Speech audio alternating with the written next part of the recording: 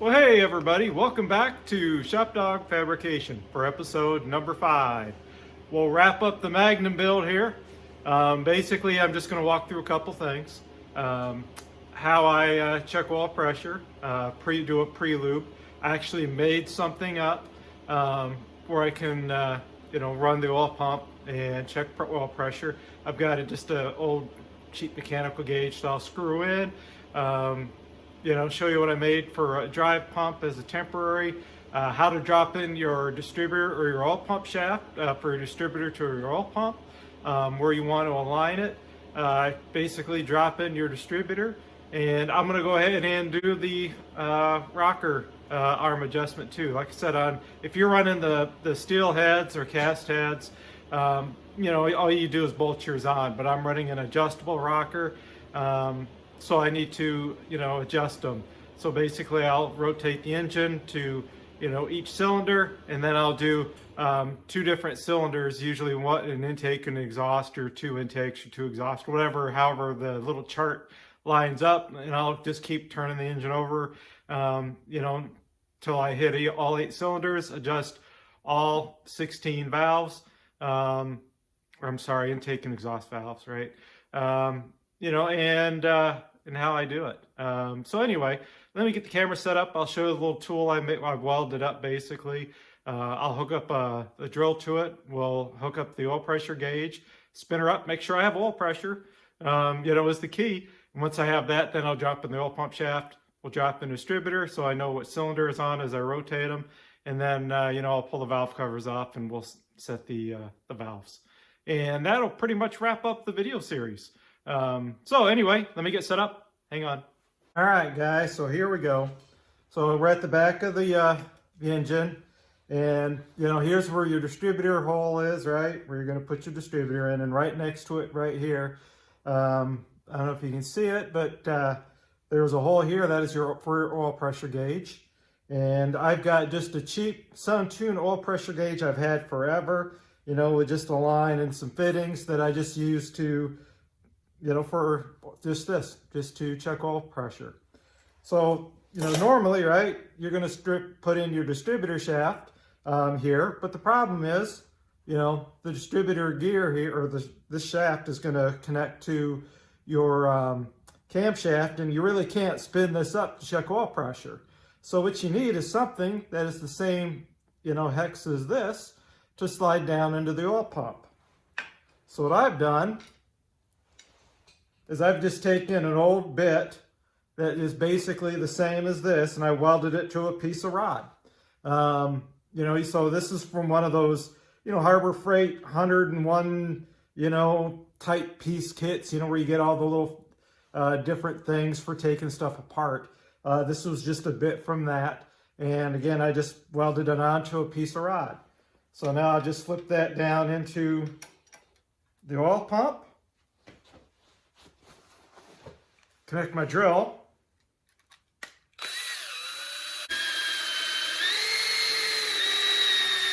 There we go. So, all right, so now got my drill connected, and you'll go clockwise to check your oil pressure. So you can see we got good oil pressure going on. So I've got about 70 pounds of oil pressure. You can see it bleeding off.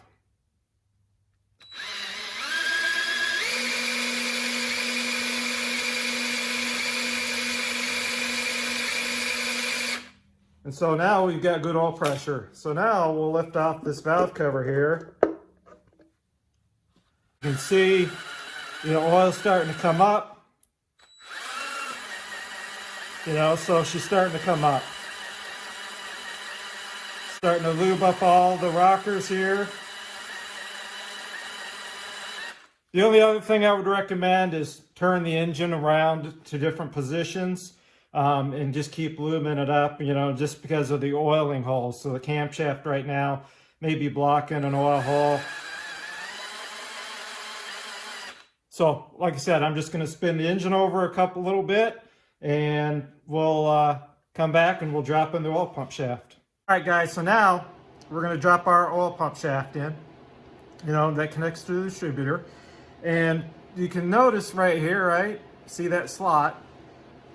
Straight forward, 12/6, straight forward.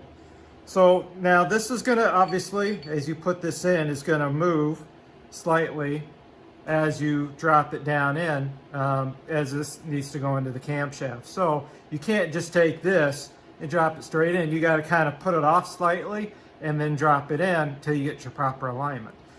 So now let's drop it in and see if I screw this up or not.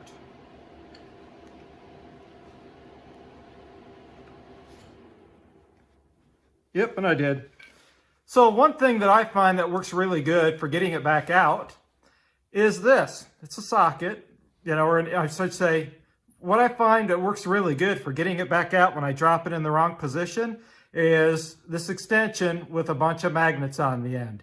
So that way I can put it down in here, and it normally, there she goes. I can normally get it up and then drop it back down. All right, after wiggling the camshaft just a little bit, I was able to get it perfectly aligned straight forward. And I'll go ahead and put a picture in here to kind of show you guys what I did.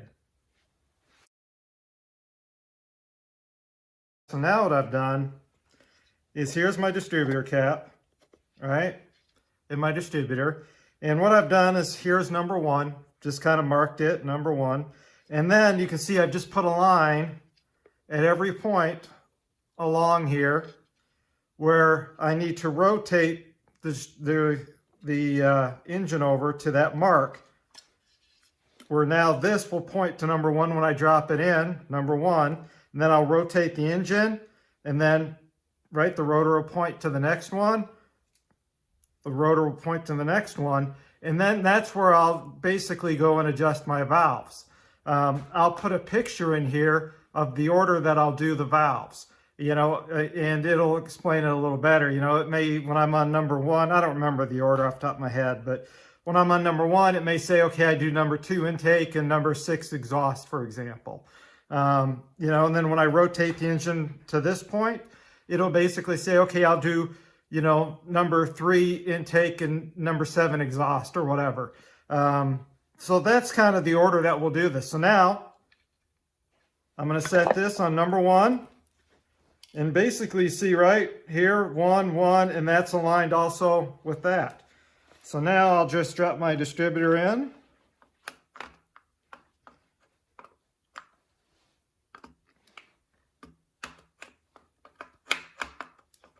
There she goes. All right, so now we've got distributor dropped in, it's facing forward. So now what I'm going to go ahead and do is I'll drop in this little chart that I was just telling you about.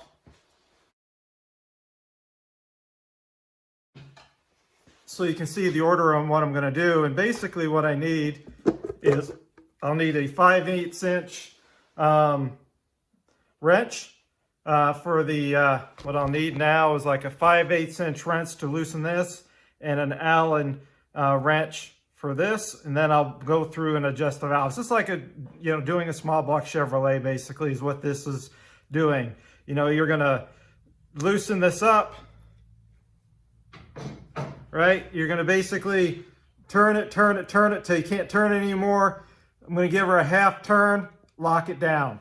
That's basically all I'm gonna do. So anyway, let me get set up and I'll do one. And all right, guys, so I've got all my valves loose. I should say I have all my rockers loose. Now the one thing you want to do if you've never put in a rocker arm before, if this is the first time you're using a rocker that has needle bearings and stuff. Now mine is a stamped steel comp cams version. This is a 1.6 rocker ratio. And the one thing you want to make sure of is you'll notice here there is a flat area there. And on this side, right, there is this rounded area. You want to make sure that the flat area is facing up. The reason being is you want your lock here to ride in that flat area when you do your rocker adjustment. So when you buy these and you're putting them in, make sure that port faces up. The other thing you can do is when you're looking at used ones, is if you see marks from this on the back side of that, guess what? They put these in wrong and adjusting them wrong. So set that on there. We'll spin this one back down a little bit. So again, I've got all my rockers loose, and now we're on number 1, and I need to do number 2 intake. So intake, here's my number 2 intake. This is my number 2 exhaust. Passenger side is 2468, driver side is 1357. So what I'm going to do now is take this and just do it to where, take this nut and adjust it to where you cannot turn the push rod. You can see I can still turn it. I can still turn it now. I can't turn this with my fingers. It's a little oily. Cannot turn it. So now what I'm going to do is I'm going to adjust it 180 degrees, put my preload,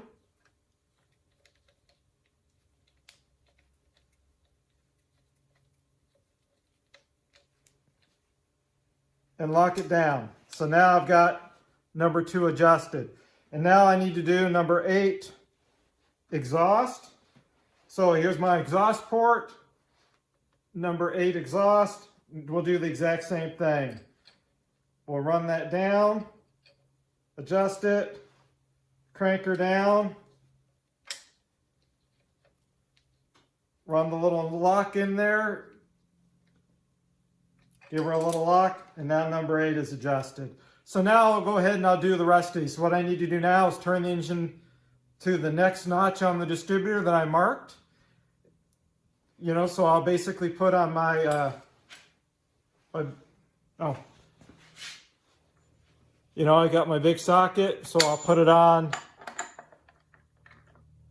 the crank pulley, turn the crank pulley to, the rotor here, to where the rotor lines up with my next mark on the distributor, and then I'll go ahead and adjust the next set of valves.